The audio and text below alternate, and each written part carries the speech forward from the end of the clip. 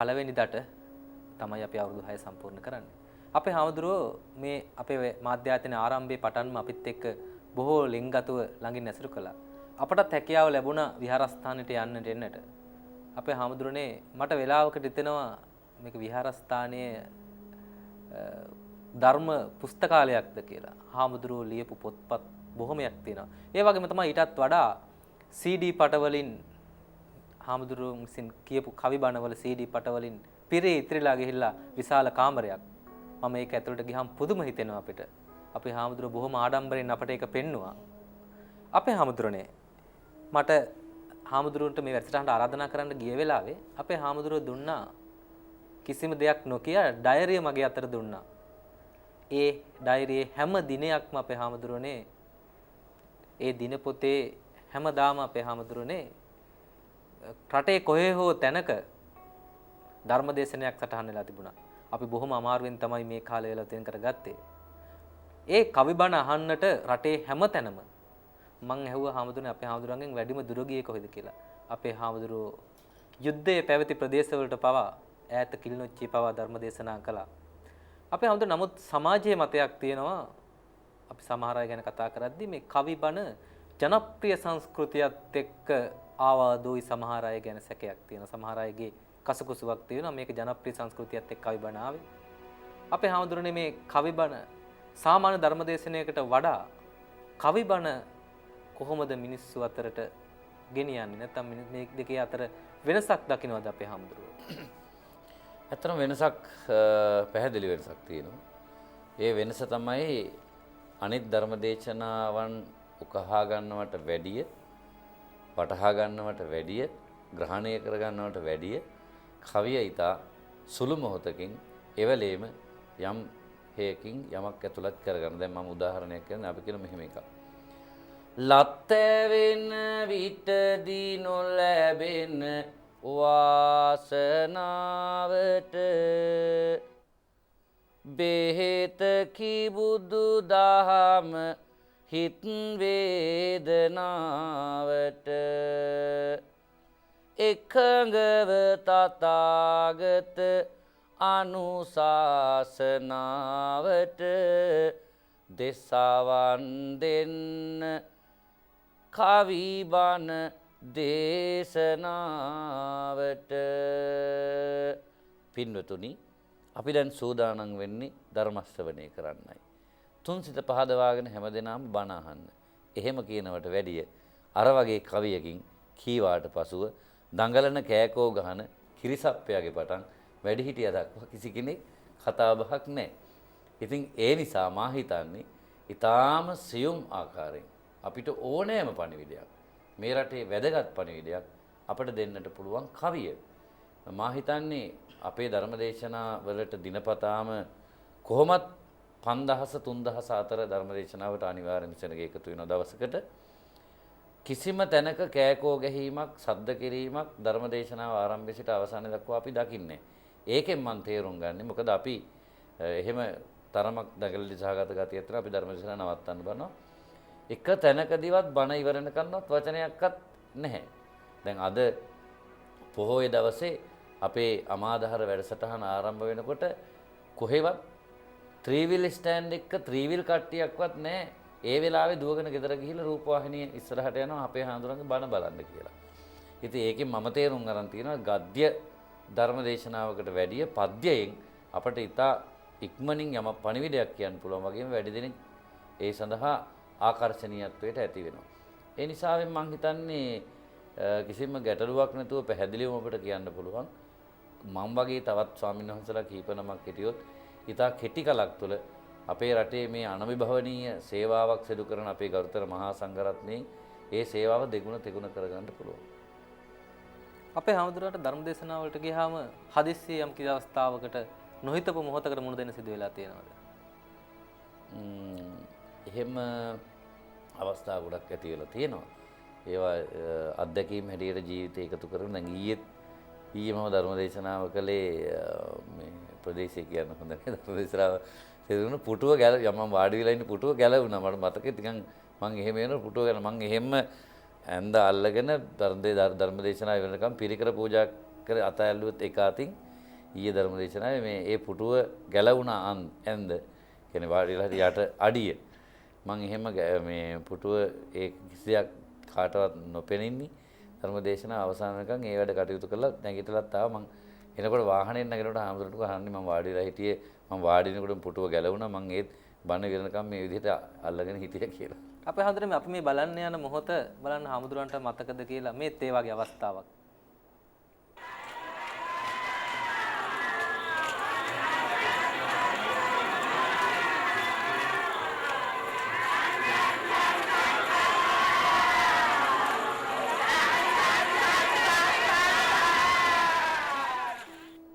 හරි සංවේදී අවස්ථාවක්. අපි දන්නේ නැහැ අපි ওই ගොඩක් දුර බැහැර මාතලේ කොත්මලේ පුණ්ඩලුවේ කියන ප්‍රදේශ ධර්ම දේශනාවක්. අපිට එහෙම ධර්ම දේශනාවට අපි වාහනෙන් බැස්සා. බැස්සට පස්සේ අපි එක්කන් යන්න සූදානමක් තිබුණා. එන්න ඔහොම අත්වාරුවෙන් එක්ක යන්න කියලා අපිට සූදානමක් එහෙම අපිට කලතුව කියලාවත් තිබුණේ නැහැ. ඉතින් එහෙනම් සූදානම් කියලා හේවිසි ගහනකොට මේ අය අත්වාරුව අතට අරගෙන අපි මේ නගගෙන එක්කන් ගියේ. ඊට තව සිද්ධියක් උතනදී වුණා. මේ බණ මඩුව අඩි 80ක් විතර දිගයි ඒ ධර්ම බණ මඩුව. ඒක අපේ වීඩියෝ කැමරාවලට අහු කරන්න ඒගොල්ලන් දුන්නේ නැහැ. ඒක වීඩියෝ කරපු කට්ටියත් ඒක ඇතුළත් කරන්නේ නැහැ. මම හිතන්නේ ඒක වඩා හොඳයි එහෙම නුදුන්නේ ඒක. අඩි 80ක් විතර ධර්මශාලාව. ඒ ධර්මශාලාවේ අපි ඇතුළු මේගොල්ලන් බස්සනකොටම එතන ඉඳලා දිගටම පාවඩයක් එලලා තිබුණා. දිගට පාවඩේ කළු පාටයි අපිට ඈතින් පේනවා.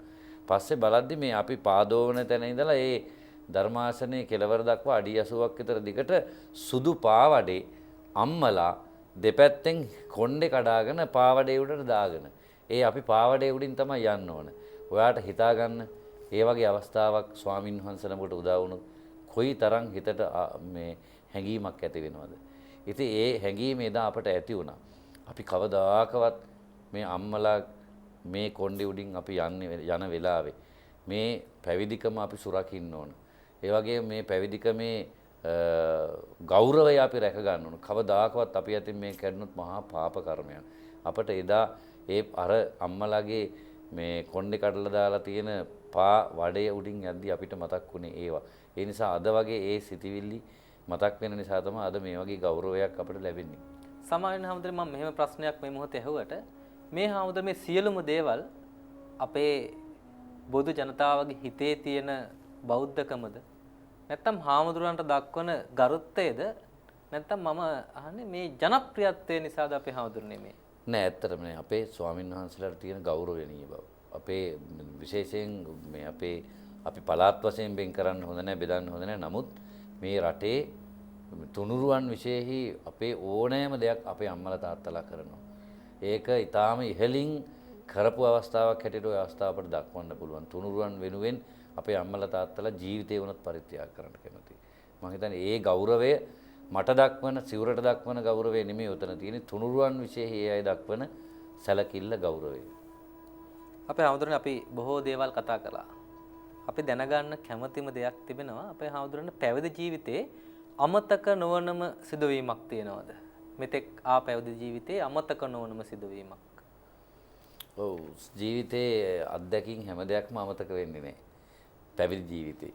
ඒ තරමටම පැවිදි ජීවිතේ අපිට බොහොම මේ අත්දැකීම් බහුල ජීවිතයක් බවට පත් වෙලා තියෙනවා. ඉගෙන ගන්න කාලේ අත්දැකීම් තියෙනවා ඊළඟට මහාන වෙච්ච කාලේ අත්දැකීම් තියෙනවා. ඒ වගේම මොකද මම බණ කියන්න විවිධ තැන්වල බණ කියන්න ගියාම සමහර ස්වාමින් වහන්සේලා මට අවවාද දුන්න අවස්ථා අද වගේ මට මතකයි. ඒවා මගේ ජීවිතේ අමතක වෙන්නේ.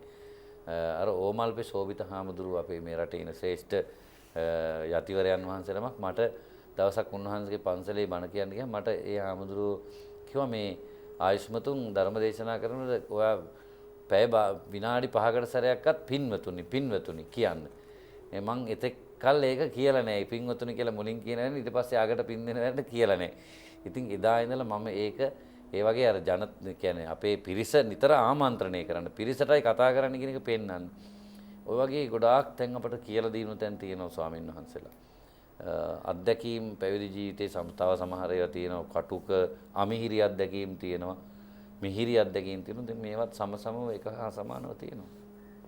අපේ හැමදෙරනේ අපි මහත් ලොකු ආඩම්බරකින් කතා කරනවා අපේ හාමුදුරුවෝ ඇසුරු කිරීම ලැබීම පිළිබඳවත් අපි අන්න සම කියන්නේ මහ ලොකු ආඩම්බරයකින්. නමුත් ඊටත් වඩා ගමේ අයට මොනතරම් ආඩම්බරයක් ඇද්ද? පන්නල ගම ප්‍රසිද්ධ වුණේ පවා අපේ හාමුදුරුවෝ නිසා. අපි බලමු අපේ හාමුදුරනේ ගමේ අය මොනවද හාමුදුරුවෝ ගැන කියන්නේ. එම ස්වාමීන් වහන්සේ අපේ ගමටත් රටටත් වැඩදායි හොඳ බුද්ධහම ප්‍රචලිත කරන ස්වාමීන් වහන්සේ නමක් විදියට දැන් පන්නල ඥානාලෝක ළමින් නාලෝක විහාරාධිපති වහන්සේ වැඩ ඉන්නවා. ඒ අපේ ගම්මාන්සීන් වෙනුවෙන් අපි ආඩම්බර වෙනවා. හාමුදුරනේ කලාවයි බුදුදහමයි කියන්නේ පුදුමාකාර බැඳීමක් තිබෙන දෙයක්. ඊටත් වඩා මේ කවිබණ කියද්දි කලාව කියන එක එතනට බොහෝ විට සමානයි. බොහෝ විට නෙවෙයි ගොඩක්ම සමානයි. අපේ හාමුදුරුවෝ කලාව කියන වචනේ නැත්තම් කලාව දකින්නේ කොහොමද? අතර ලෞතර බුදු පියාණන් වහන්සේ අනුගමනය කරන ශ්‍රාවකයන් වහන්සේලා හැටියට උන්වහන්සේගේ අනුගාමිකයන් වහන්සේලා හැටියට අපි කලාව දකින්නේ ලෞතර බුදුරජාණන් වහන්සේගේ දර්ශනයත් ඊටාම ශ්‍රේෂ්ඨ වූ කලාවක්. මා එහෙම කියන්නේ දැන් බුදුරජාණන් වහන්සේ ධර්මදේශනා කරද්දී විවිධ ක්‍රමෝපායන් භාවිතා කළා. කලාවක් තුළ දකින්නට ලැබෙන ඒ ලක්ෂණ බුදුහාමුදුරුවන්ගේ දර්ශනය තුළ පැහැදිලිවම දකින්න තියෙනවා. මොකද කලාවක් කියලා අපි සරල වචනින් කතා කරනවා නම් කලාව කියන්නේ යම්කිසි දෙයකට යම්කිසි කෙනෙකුට අපට කිට්ටු වෙන්න පුළුවන් ලෙහෙසිම ක්‍රමය. නැත්තම් කෙනෙක් වටහා ගන්න පුළුවන් විදිහට යමක් සරල විදිහට කියන්න පුළුවන් ඒකත් එක්තරා කලාවක්. ඒ වගේ බුදුහාමුදුරුවන්ගේ මුළු ධර්මයේ පුරාම අපි දකිනවා මේ කලාව. උන්වහන්සේ යම් කෙනෙකුට කතා කරාද ඒ කලාත්මකව. උන්වහන්සේ යම් දෙයක් සිදු කරාද ඒ කලාත්මකව සිද්ධ කළේ. මම හිතන්නේ ඒ දර්ශනය තමයි අපි ළඟ තියෙන්නේ. ඒ කලාව දකින්නේ බුදුරජාණන් වහන්සේගේ ඒ ධර්මයෙන් අපි දකින දර්ශනය අනුව තමයි කලාව දකින්නේ. අපේ හැමදෙරේ අපේ වර්තමාන කලාව ගැන කතා කරද්දී අපිට චිත්‍රපට, ටෙලිනාට්‍ය, ගීත, සංගීත සම්දර්ශන බොහෝ දේවල් තියෙනවා. චිත්‍ර කලාවත් කලාවක්. අපේ හැමදෙරේ මේ වයින් වැඩිම කැමති මොනවටද?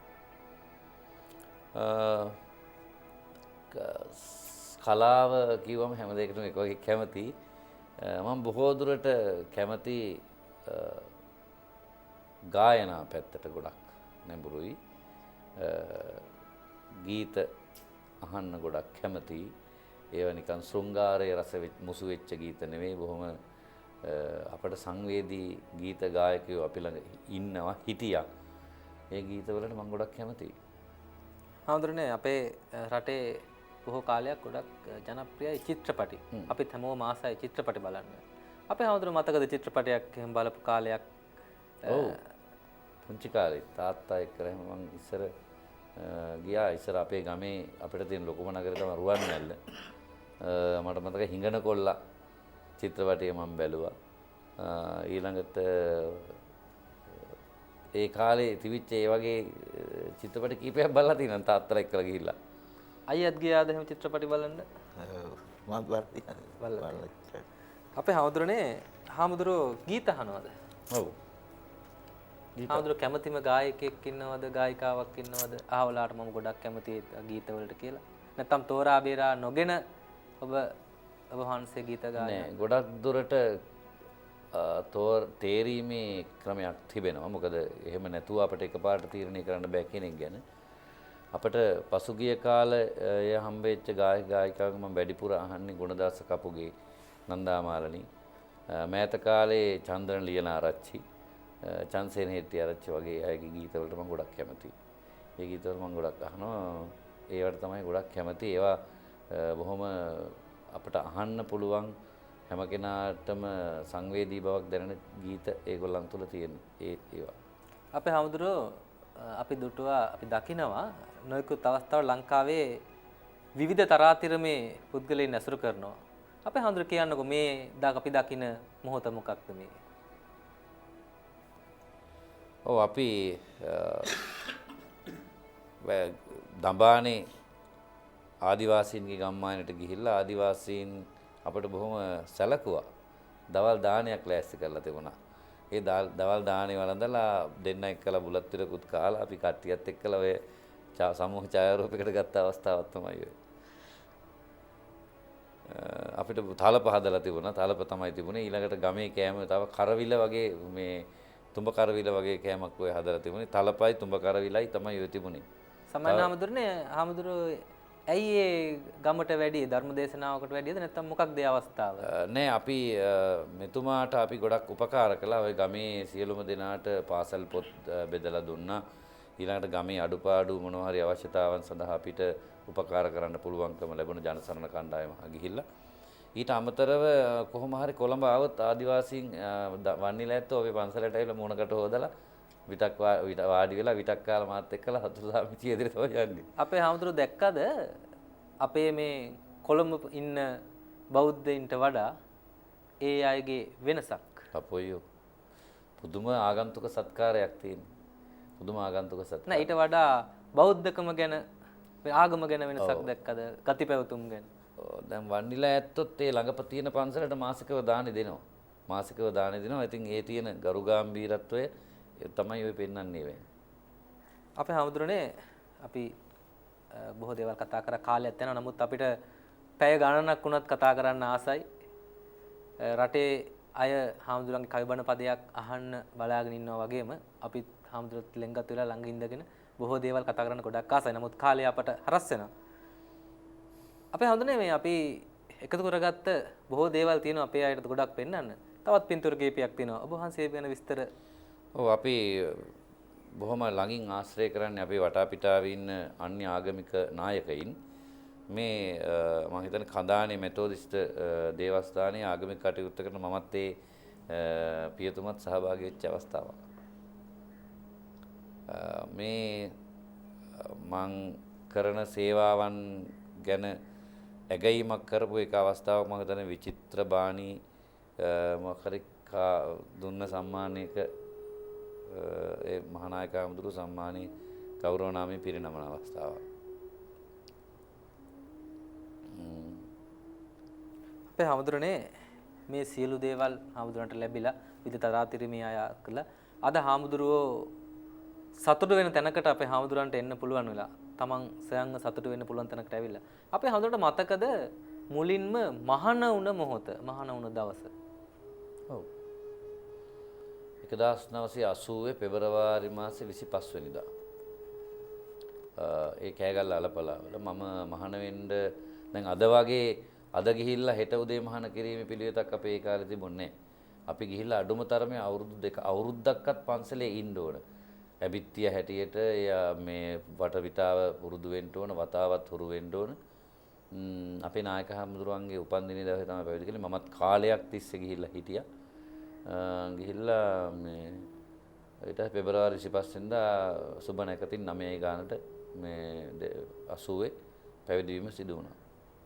අපේ හාමුදුරනේ බලාපොරොත්තු කියන්නේ අපි හැමෝම ජීවත් කරන්නේ බලාපොරොත්තුත් එක්ක. අපේ ගිහි හැටියට අපේ බලාපොරොත්තු හාමුදුරනේ අපි සමහරට වැරදි වෙන්නේ නැති අපි මේ පස්සේ ලෝභය පස්සේ හොයාගෙන යනවා නැත්නම් තණ්හාව හොයාගෙන යනවා කියලා අපිට වාහනයක් ගන්න ආසයි අපිත් ආසයි හොඳට අඳින්න පළඳින්න. නමුත් අපේ හාමුදුරුවන්ට මෙහෙම බලාපොරොත්තුවක් තියෙන්නේ හාමුදුරන්ට ලෞකික ජීවිතය ගැන ලොකු බලාපොරොත්තු නැහැ.